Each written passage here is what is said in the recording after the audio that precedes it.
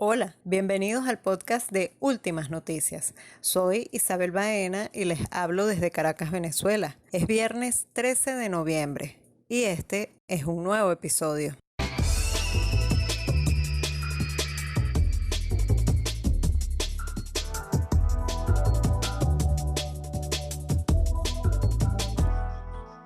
Revisaremos el panorama informativo de la semana y haremos un contacto con nuestra corresponsal en el estado Táchira. Además, conversaremos sobre las elecciones en Estados Unidos tras la elección presidencial. Hablaremos además sobre la retoma de la democracia en Bolivia, así como el regreso de Evo Morales a su país. Les compartiremos también Jerusalema, la más reciente versión de este tema que se volvió viral en las redes sociales. Quédate con nosotros.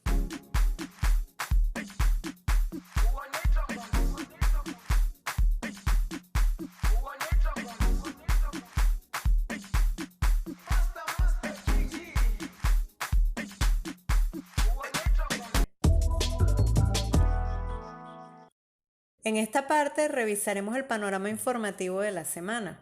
Estamos con el periodista Ángel González para analizar estos temas. Para empezar, este domingo próximo, 15 de noviembre, se va a realizar el segundo simulacro electoral de cara a las elecciones del 6 de diciembre. Ya se realizó un primer simulacro el 25 de octubre. Este segundo nos brinda la oportunidad a los que no asistieron a esta cita. Sí, Isabel, de hecho, este simulacro de este domingo le sirve a la gente para familiarizarse con la nueva máquina de votación porque hay nuevos equipos de votación, es una de las particularidades de esta elección parlamentaria, y también para familiarizarse con y hacer como un ejercicio, o sea, ejercitar el voto antes de la fecha formal, tomando en cuenta que hay ingredientes nuevos esta vez como el protocolo biosanitario, que va a haber estaciones donde va a haber lavado de manos, se aplicará el distanciamiento social y bueno, la gente tiene la oportunidad de hacer ese ejercicio. Y bueno, también hay que decir que este simulacro históricamente lo han utilizado las organizaciones políticas para lo que ellos llaman aceitar su maquinaria o probar la movilización, llevando a la gente a los centros de votación, bueno, como ocurrió la vez pasada y se espera que haya una movilización en ese sentido este domingo también. Sí, además que justo en este momento, esta semana, podemos decir que estamos en un momento de pleno desarrollo de la campaña electoral, ¿no? Hemos visto a las diferentes organizaciones políticas movilizadas estos días. Sí, de hecho se ha visto bastante movimiento de las organizaciones que conforman el Gran Polo Patriótico, pero también de las organizaciones de los partidos de la oposición, partidos como Acción Democrática, COPEI, Soluciones, Cambiemos, el MAS han estado movilizados. Igualmente la gente de la Alternativa Popular Revolucionaria ha estado movilizado. Se ha visto un ambiente electoral bastante movido, tanto en espacios de calle como en las diferentes plataformas mediáticas. Ha habido se han visto cuñas en televisión, en radio, en las plataformas digitales también han estado bastante movidas en esta etapa. Bueno, además hay que recordar que este proceso se está dando en medio de la pandemia, es decir, la gente debe estar alerta con las medidas de protección. Además del Consejo Nacional Electoral, bueno, las personas deben protegerse, cuidarse con su mascarilla, no bajar la guardia y, bueno, tomar las medidas necesarias para la no propagación del virus. Así es. Otra información es que, bueno, ayer arrancó la Feria del Libro de Venezuela en su modalidad mixta. Empezó de manera virtual, así van a ser las primeras actividades estos primeros días y se tiene previsto que la semana que viene se realicen actividades presenciales en la Casa Cultural Aquiles Nazoa en La Carlota. Sí, de hecho, eso se corresponde con lo que es el plan del gobierno el 7x7. O sea, esta semana que está corriendo es una semana de cuarentena, entonces las actividades de la Feria del Libro van a ser de manera online o virtual. Y a partir de la semana que viene, la gente tiene la oportunidad de aproximarse la Casona Cultural Aquiles Nazoa, donde, bueno, habrá las tradicionales actividades de la Feria del Libro, presentaciones de libros, conferencias, actividades culturales, y bueno, es una buena oportunidad para la gente hacer algo diferente en esta próxima semana de flexibilización. Así es. Otra información importante de esta semana fueron las lluvias, las fuertes lluvias ocurridas en el país, pero específicamente en el estado Táchira, que se vio afectado por este fenómeno. Por eso contactamos a la corresponsal en el estado, Eliana Useche, para conocer la situación para este momento, cómo ha sido la atención y bueno, el balance de esto que ha pasado lamentablemente en el estado Táchira. Hola Eliana, ¿cómo estás? Cuéntanos cuál es la situación actual. Hola, buenas tardes, Isabel. ¿Cómo estás? Bueno, pues fíjate que una vez más la sensibilidad del ser humano está a flor de piel, ¿no? Los hermanos del municipio Junín, en el estado Táchira, sufrieron el impacto del desbordamiento del río Carapo y la quebrada La Yegüera. 12 sectores aproximadamente afectados, unas 3.356 familias que fueron afectadas directamente por los desastres de la naturaleza. Pero fíjate, observé algo muy importante. Ayer tuve la oportunidad de acompañar al ministro Ildemaro Villarroel, al protector del Estado Freddy Bernal, al alcalde Ángel Márquez, al mayor general Ovidio de Jesús Delgado Ramírez, comandante de la Región Estratégica de Defensa Integral Red y los Andes, y cada una de las personas que les acompañan en sus comisiones, ¿no? Tuve esa bella oportunidad de ver de primera mano. No me lo contaron, lo vi, lo sentí, lo viví, y mira que de verdad hay que tener mucho amor. Hay que dar mucho amor, hay que dar mucha fortaleza, muchas palabras de aliento. Pero me impresionó la inmediatez en la respuesta de parte del gobierno nacional, del presidente Nicolás Maduro y todo el equipo que le acompaña. En menos de 48 horas, tal y como lo dijo ayer el mismo protector, ya han visitado la zona 2 ministros. ¿Qué significa eso? Bueno, significa que hay una respuesta inmediata de parte del gobierno nacional, que a pesar de las vicisitudes, a pesar de la situación por la que estamos atravesando, gracias a una oposición no seria que anduvo recorriendo el mundo pidiendo sanciones para Venezuela, pues Venezuela está bloqueada económicamente. Venezuela no ha recibido un solo centavo de dólar desde hace ya un tiempo, y a pesar de todo ello, Isabel, el gobierno nacional envió un C-130 con 12.3 toneladas de ayuda humanitaria, lo que se ha conocido como el puente aéreo, ¿no?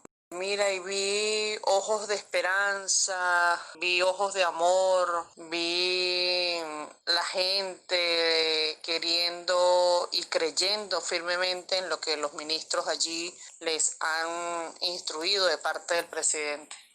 ¿Nos puedes ampliar, describir lo que ha sucedido? Si tienes información sobre nuevas cifras, daños materiales, afectación de viviendas, pérdidas de vidas. Conocemos de las 3 personas desaparecidas, que de ellas se encontraron 2, lamentablemente fallecieron, y se encuentra la tercera desaparecida aún. ¿Qué nos puedes comentar? Bueno, Isabel, sí. Bueno, fíjate que en el estado Táchira tenemos afectaciones en los municipios Junín, en los municipios Cárdenas, municipio San Cristóbal y municipio Capacho Nuevo. Si sumamos el número de familias afectadas, estaríamos hablando de cerca de 3.600 familias afectadas, y unas 1.100 viviendas impactadas, de las cuales unas 190 viviendas tienen pérdida total.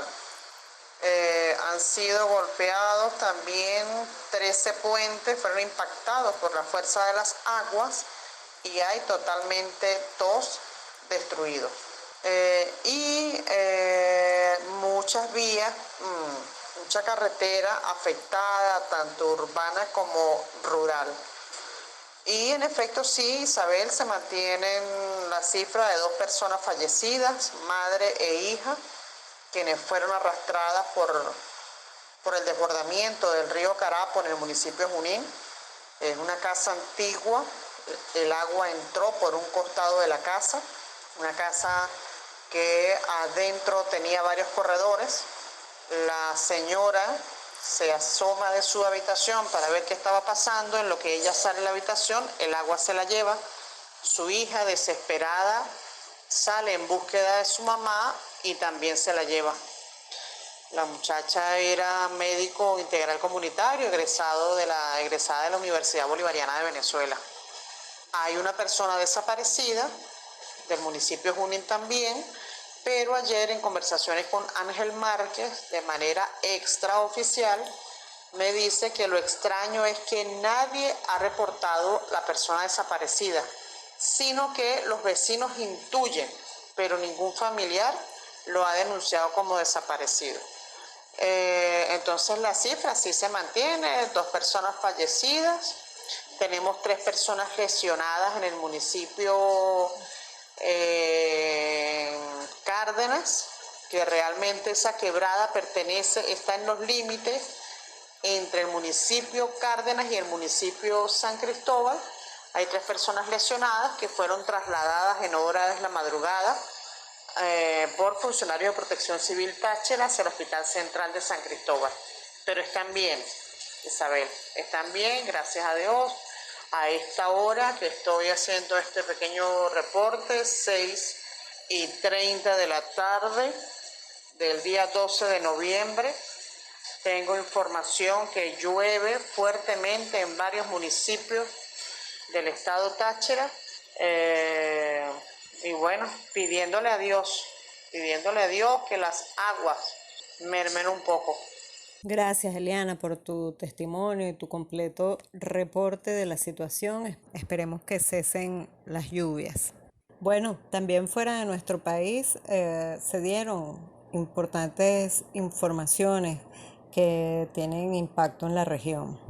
Una fue, la toma de posesión del nuevo presidente Luis Arce en Bolivia, así como el regreso del expresidente Evo Morales a su país, a su tierra, esta semana. Sí, y bueno, hay que destacar en lo que a nosotros respecta que con la asunción de Luis Arce como presidente de Bolivia, se restablecieron también las relaciones diplomáticas entre ese país y el nuestro, la República Bolivariana de Venezuela, con el gobierno del presidente Nicolás Maduro. Allí estuvo el canciller Jorge Arriaza, que asistió a la toma de posesión de Arce, se reunió con él y bueno, designó un nuevo embajador de Venezuela en ese país, Alexander Yanes, quien le presentó las cartas credenciales al presidente Arce y este las aceptó, y con esto quedaron restablecidas formalmente las relaciones entre ambos gobiernos constitucionales, que se vieron rotas hace un año con el golpe de Estado que se le dio a Evo Morales.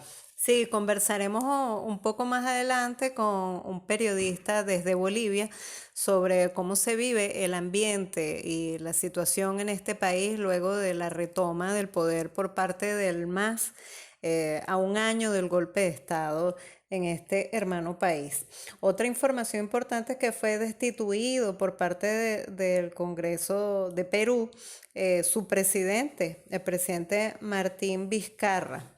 Sí, bueno, de hecho, eso que ocurrió en Perú, nosotros podemos decir que, bueno, no es nuevo. Una situación esta de destituciones, juicios políticos a los presidentes con su posterior destitución es algo que ya ha pasado varias veces en Perú. De hecho, el presidente Vizcarra es presidente no producto de una elección popular, sino producto de la destitución en condiciones similares de el presidente Pedro Pablo Kuczynski.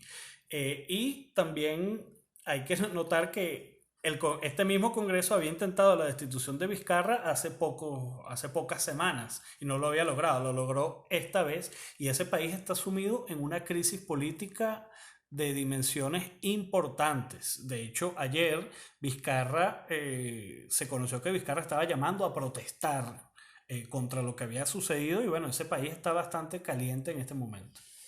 Así es.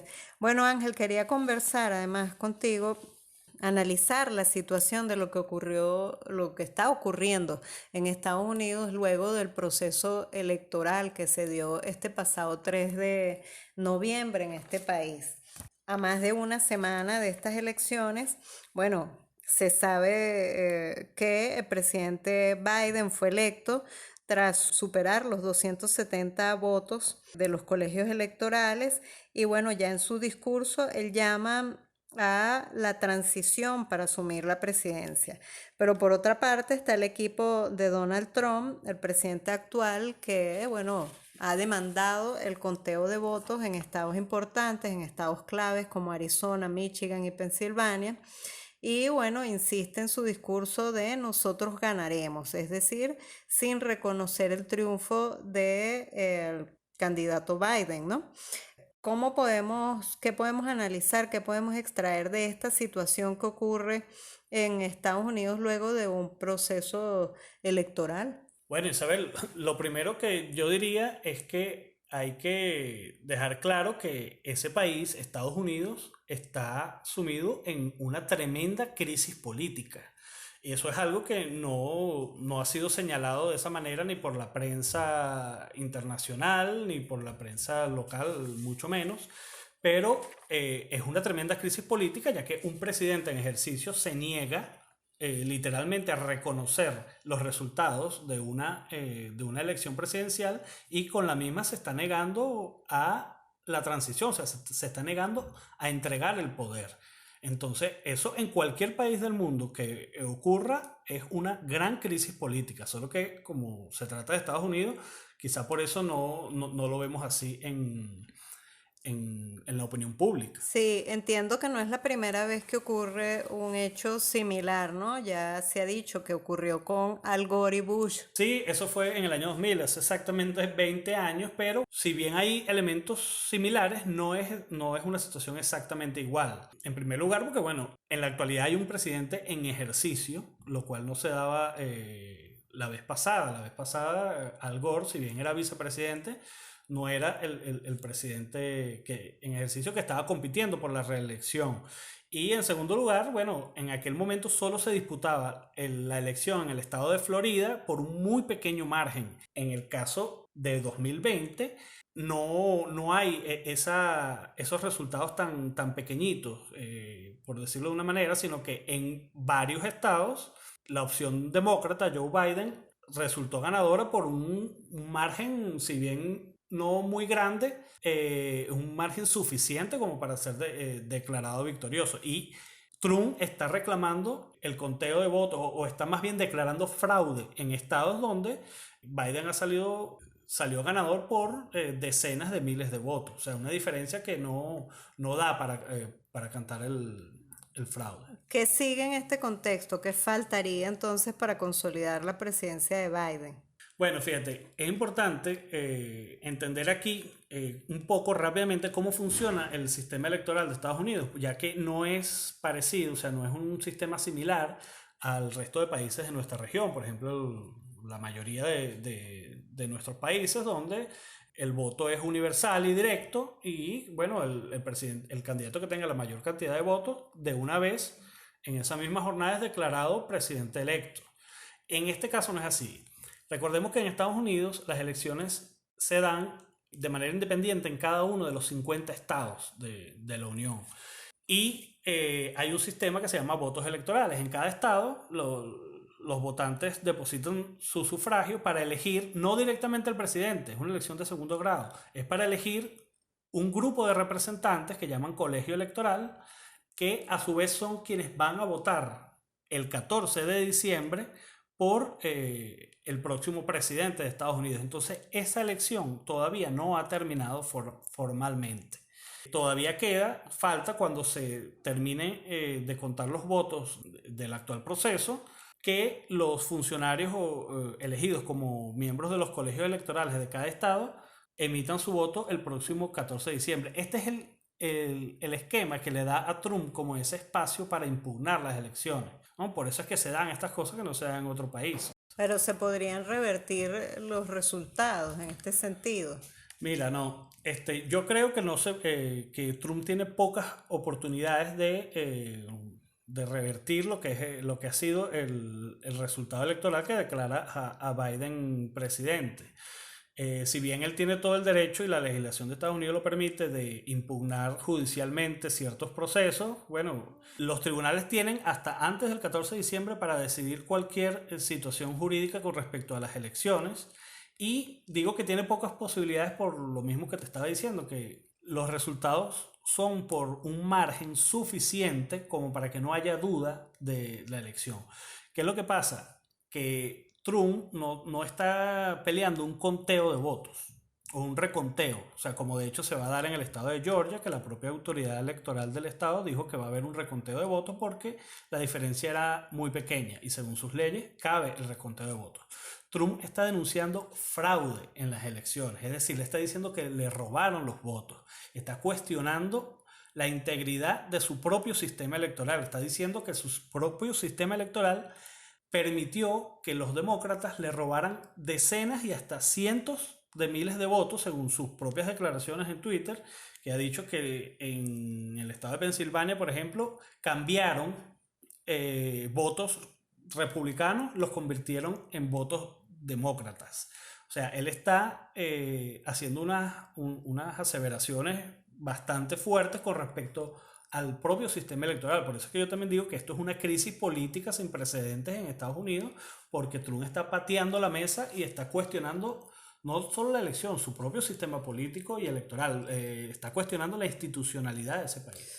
Ahora, cuando asuma Biden, ¿qué podría esperarse, por ejemplo, hacia Venezuela? Bueno, sabemos que ya en este proceso de transición hacia la presidencia van tomando decisiones de gabinete, hacen anuncios y de ahí se puede inferir, según sea la figura que va a ocupar tal cargo, cómo ha sido su trayectoria anteriormente. Pero bueno, en principio, cuando asuma Biden, ¿qué podría esperarse? Ya hay algunas proyecciones. Sí, bueno, de hecho, no solo para Venezuela, sino para la región o para incluso otras regiones del mundo, pues recordemos que la presidencia de Estados Unidos o el gobierno de Estados Unidos tiene incidencia a nivel global.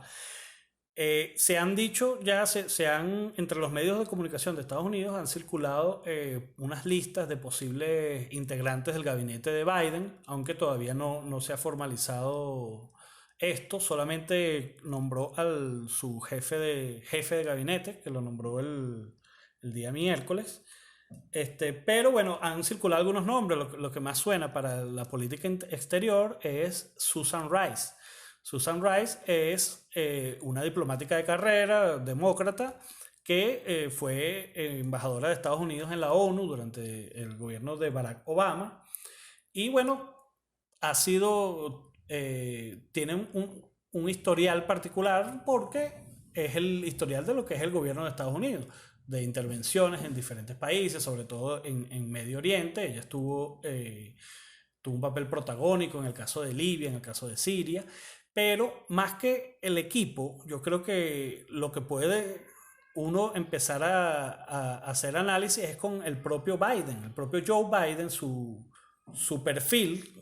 Es lo que nos puede decir qué es lo que podemos esperar. Recuerden que Joe Biden tiene una amplia carrera como senador en Estados Unidos y durante muchos años él presidió la Comisión de Relaciones Exteriores del Congreso de Estados Unidos. Por lo tanto, tuvo incidencia directa en muchas de las decisiones de política exterior de ese país, incluyendo decisiones guerreristas. Por ejemplo, él tuvo participación en una fuerte recomendación cuando el gobierno de Bill Clinton decidió inmiscuirse en las guerras yugoslavas y bombardear Kosovo, por ejemplo. Ahí estuvo Joe Biden desde el Congreso. En la intervención de Estados Unidos en Irak, en la guerra contra Irak, Joe Biden presidía la Comisión de Asuntos Internacionales del Congreso y tuvo su recomendación fuerte de la acción guerrerista en ese sentido. Y cuando fue vicepresidente de Obama, tuvo participación directa en la decisión de la agresión que se hizo para Libia con el posterior asesinato de Muammar Gaddafi y la intervención de Estados Unidos en Siria. Entonces, bueno, el propio Joe Biden es lo que nos está diciendo, su propio perfil es lo que nos está diciendo cuál podría ser el tono del gobierno, de su gobierno, del próximo gobierno de Estados Unidos en cuanto a la política internacional. Claro, algunos dicen que en cuanto a Venezuela, con respecto a Venezuela, puede ser más negociable, más amigable que la postura que tuvo Trump, ¿no? Eso. Fíjate, sí, eso llama mucho la atención, que se espera todo, es casi un consenso, que se espera un cambio en cuanto a la política con respecto a Venezuela. Yo también creo que eso va a ser así, pero más por algo que tenga que ver con el perfil del Partido Demócrata o de Biden, porque como hemos visto, tiene un perfil bastante fuerte o agresivo. Tiene que ver con que la política de Trump sobre Venezuela ha demostrado ser totalmente ineficaz. Ya tenemos casi 2 años desde que Trump, como él mismo lo dijo, armó todo un concierto internacional para reconocer un supuesto gobierno interino de Juan Guaidó y desconocer el gobierno del presidente Nicolás Maduro. Se van a cumplir 2 años ya y eso no ha conseguido el objetivo que tenían, que era el cambio de régimen, o sea, el derrocamiento del gobierno del presidente Nicolás Maduro. Entonces, más por eso, por esa ineficacia de esa política, es que se espera que haya un giro. Probablemente el gobierno de Joe Biden abre una ventana de comunicación con el gobierno de Nicolás Maduro, o sea, una ventana de negociación, pero haciendo uso de las sanciones que puso el gobierno de Trump, que empezaron con el gobierno de Obama-Biden y se intensificaron en el gobierno de Trump, pero las use para negociar, no como lo hizo Trump para forzar una salida violenta. En este caso lo puede usar para negociar. Ese sería más o menos el giro que yo creo que podemos esperar con respecto a Venezuela. Otro elemento que destacan los medios de comunicación es el reconocimiento que han hecho los diferentes presidentes, los diferentes países del triunfo de Biden, ¿no? Y cómo destacan cómo no ha sido así de presidentes de países muy importantes, de otras potencias, como es el caso de Rusia, de China, y bueno, acá en la región, en el caso de Brasil y en América de México, ¿no? Todos países muy importantes que hasta ahora no han manifestado su reconocimiento, saludo, felicitación al presidente Biden. Sí, bueno, eso llama la atención por los hechos, pero es algo particular, ya que lo que me hace pensar eso es que estos países no están esperando unas buenas relaciones con un gobierno de Biden, por eso no lo reconocen directamente, es porque ya se están anunciando que su relación va a ser, son pesimistas en cuanto a eso. Eso es lo que me hace pensar esa actitud de determinados gobiernos, pero de un momento a otro, o sea, de aquí a diciembre, o luego del 14 de diciembre, cuando se formalice todo lo que es la elección presidencial de Estados Unidos, tendrán que tomar su decisión y reconocerán, pues. Así es. Bueno, gracias Ángel, te agradecemos por compartir con nosotros en este espacio. Gracias a ti, Isabel, gracias y saludos a todos. En esta parte tenemos al periodista Gustavo Gandarillas desde Bolivia para comentar un poco lo que ha sido su experiencia, su análisis de la retoma del poder en Bolivia por parte del MAS a un año del golpe de Estado que se dio en este país al presidente electo Evo Morales. En esta ocasión, bueno, el presidente Luis Arce tomó posesión hace 4 días, el 8 de noviembre, en una solemne sesión y allí dio su primer discurso como jefe del Estado. ¿Qué nos puedes comentar? Claro que sí, Isa, ¿cómo te va? Y bueno, un ambiente ya distinto al que lo vivíamos hace semanas atrás en Bolivia. Me parece que ha retornado la calma y como cualquier gobierno entrante en cualquier parte del mundo, un gobierno entrante democrático, bueno, pues se está viviendo los primeros días de luna de miel, si se quiere, ¿no? Donde se respira tranquilidad, se respira paz, se respira democracia. Y es muy importante justamente lo que vimos con Luis Arce y la posesión que se toma acá en Bolivia, porque cualquiera pensaría que realmente el bloque opositor iba a tomar tal vez la iniciativa de impedir que Luis Arce tome posesión del país, porque eso es lo que habían advertido. Pero el día de la posesión de Luis Arce, día domingo, bastante caluroso en la ciudad de La Paz, multitud de personas se aproximó hasta la sede de gobierno, inmediaciones estuvieron colmadas de organizaciones sociales, de movimientos sociales, de militantes del MAS, y bueno, se llevó con total calma la posesión de Luis Arce. Y un Luis Arce además que en su discurso, al igual que el vicepresidente David Choquehuanca, llamaron a la unidad, llamaron a la paz y llamaron a reencontrarnos como pueblos, sabiendo que si bien hay diferencias políticas, necesitamos en democracia acordar lo que es mejor para el país. Y creo que desde ese momento, a pesar de que todavía ese día domingo hubo un grupo pequeño, me animo a decir que de unas 30, 40 personas protestando ante la posición de Arce, los que realmente estaban apoyándolo eran más, se notaba aquello. Y bueno, creo que toman para sí este discurso de hermandad y de pacificar un país que estuvo por demás casi en guerra durante el último año entre bloques oficialistas y opositores. Así que se va retomando la democracia, se va retomando la paz en el país, Isa. Hubo un elemento llamativo en el discurso del presidente Arce que fue la no mención de Evo Morales, nosotros que lo seguimos. Esto podría percibirse de pronto como parte de una estrategia política en medio de este contexto político tan duro y delicado que se vivió con el golpe de Estado y la actuación de los diferentes factores, o podría tratarse de algún tipo de distanciamiento entre Evo y el presidente Arce. ¿Qué nos podrías comentar? Distanciamiento creo que no existe, en el sentido de que todos reconocen en el mundo entero, para bien o para mal, de acuerdo si tú eres partidaria a Evo o si no lo eres partidario, y si no eres partidario a Evo, de que Morales ha marcado un hito histórico en la historia del mundo. Porque Bolivia se ha hecho conocer a través de un dirigente campesino que ha ascendido al poder y se ha hecho presidente con toda esta ideología de que el indígena campesino también tiene historia, tiene cultura, tiene riqueza, tiene todo. Entonces, parte esencial del partido político del MAS, del movimiento al socialismo, es justamente reivindicar todos estos derechos y deberes también que tiene las organizaciones sociales, y justamente es ese voto rural, ese voto de la provincia, ese voto del pueblo, el que le da la victoria al MAS. Y justamente Luis Arce es consciente de aquello, porque además Luis Arce ha trabajado los 14 años con Evo Morales, más allá de que se haya dejado 2 por el cáncer que padeció y que lo superó, pero después ha trabajado con él, sabe relacionarse con las organizaciones y demás.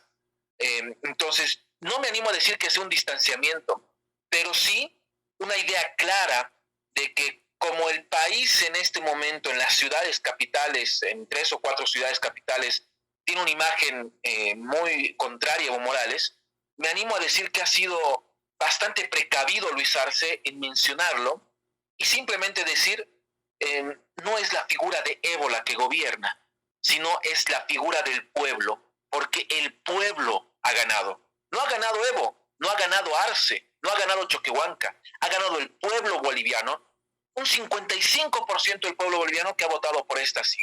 Y entonces me animo a decir que es por ese... Así es, para Venezuela además es un hecho muy importante el restablecimiento de las relaciones entre nuestros países. Allá estuvo el canciller Jorge Arreaza en la investidura de Arce y bueno, en primera línea también en la retoma de la Embajada de Venezuela en Bolivia, que había sido ocupada o tomada por la gente de Juan Guaidó. Sí, y también da pena una parte de aquello de lo que comentas, porque la embajada de Venezuela en Bolivia ha sido saqueada, Isa. Y no solamente la embajada, también muchas instituciones públicas, antes de salir, muchas personas que todavía estuvieron ligadas al gobierno de Áñez, destrozaron muchas oficinas, pero en el caso de la embajada de Venezuela, personalmente a mí me dio pena, ¿no? Una computadora, Isa, no había. O sea, ¿puedes creer aquello? No creo que no es correcto tampoco actuar de esa manera, ¿no? Claro. Por más de que yo sea contrario a algún gobierno, tengo que construir país, ¿no? Así es. Un hecho además histórico en esta secuencia de acontecimientos que han venido ocurriendo en Bolivia, que son históricos, es la llegada o el regreso de Evo Morales a su país, a su tierra, luego del golpe de Estado.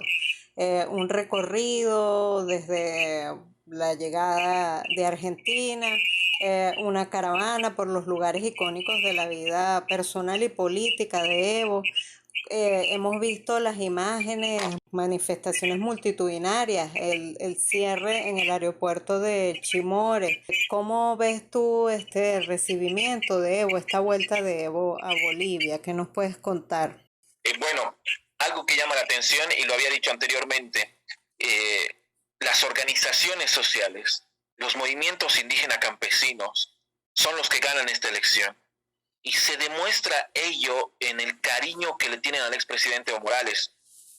Habrá que destacar aquello porque, bueno, cualquier otra concentración que ha tenido los bloques opositores en el país en estas elecciones que han venido siendo ganadoras del MAS, no han llevado la cantidad de gente que ha llevado Evo Morales a Chimoré y a todas las regiones que ha pisado en esta caravana, incluyendo su pueblo de nacimiento, Orinoca. Y creo que ahí el opositor se rasga las vestiduras, pero también hay que tener un sentido de conocer, percibir y entender de que esta parte de la población, que en muchos de los casos, por ser mayores y no estar tan al pendiente de las redes sociales, no tiene pues un perfil de Facebook, de Instagram o de Twitter, no interactúa en estas redes, pero es esta gente que quiere el retorno de un líder indígena. Y se vio en todos los lugares donde estuvo, miles de personas congregándose para escuchar a Evo Morales, que entre lo más destacable que dijo es que él no quiere y no va a buscar venganza de aquellos que hicieron el golpe, sino que va a llamar a trabajar a todos para seguir construyendo este país. Y creo que eso es lo que quería también escuchar todas las personas que fueron a recibirlo, ¿no? Sea en la frontera Argentina-Bolivia, en Uyuni, en Orinoca, en Chimoré, en cualquier lugar donde estuvo Morales, donde se bajó de su auto para recibir el cariño y el abrazo de la gente, donde le invitaron un plato de comida en un pueblito X donde lo estuvieron recibiendo. Bueno, es lo que quieren, ¿no?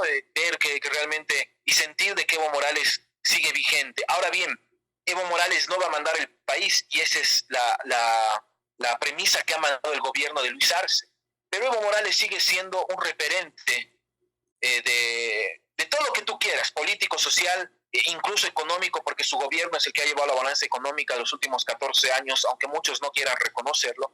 Pero bueno, va a seguir siendo un referente en Bolivia y me imagino que también en Latinoamérica, que se tendrá que depender de algunos procesos que tiene en su contra, y cuando terminen esos procesos seguramente se lo verá viajando nuevamente a Europa o a distintos países de América, me imagino dando seminarios o talleres de cómo es una reivindicación, de cómo es la lucha de los pueblos y de cómo uno lleva adelante un sistema económico, productivo y social para fortalecer un país en los tres pilares fundamentales que tiene, ¿no? Falta la salud, cierto, pero me imagino que hace trabajar estos 5 años. Entonces, Evo Morales sí concretó bastante cantidad de gente y bueno, ahora seguramente el opositor a Evo Morales y al MAS ve que ese 55% sí es legítimo, ¿no? Bueno, muchísimas gracias a Gustavo Gandarilla, periodista, por sus consideraciones sobre esta jornada histórica en Bolivia que representa la vuelta del MAS y de la democracia a este país.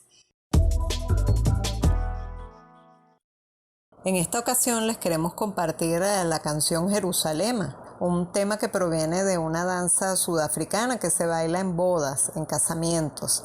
El productor y DJ Master KG creó el ritmo para esta canción y lo grabó junto a la cantante Nonseo Sicode. Se reseña que la letra del tema está escrita en idioma Venda, uno de los 11 que se hablan en Sudáfrica, y que Jerusalema y Kayalami significa Jerusalema es mi hogar. Este tema se lanzó en diciembre de 2019 y tuvo un gran éxito en plena pandemia cuando se hizo viral.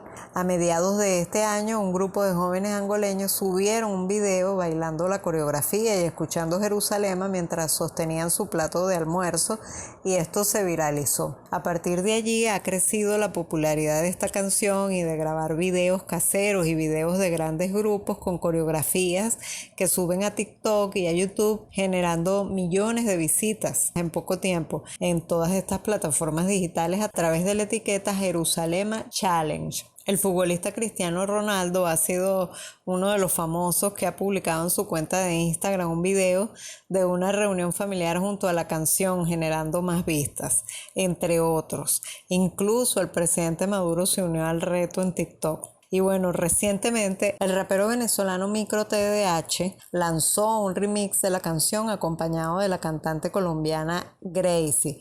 Esta versión es la que le vamos a compartir en esta oportunidad. Así que disfrútenla.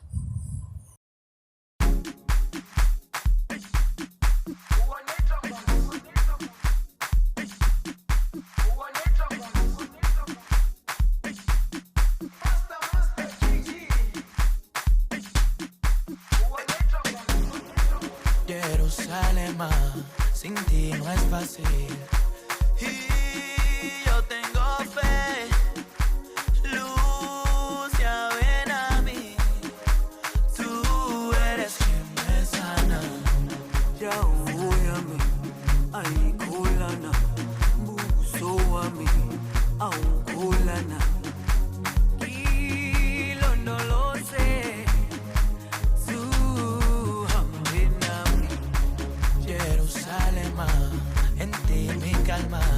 Que me levanta, estuve solo y me levanté. Yo sé que me amas como te amo. Por ti la vida es un milagro. No habrá más muerte si te conoces.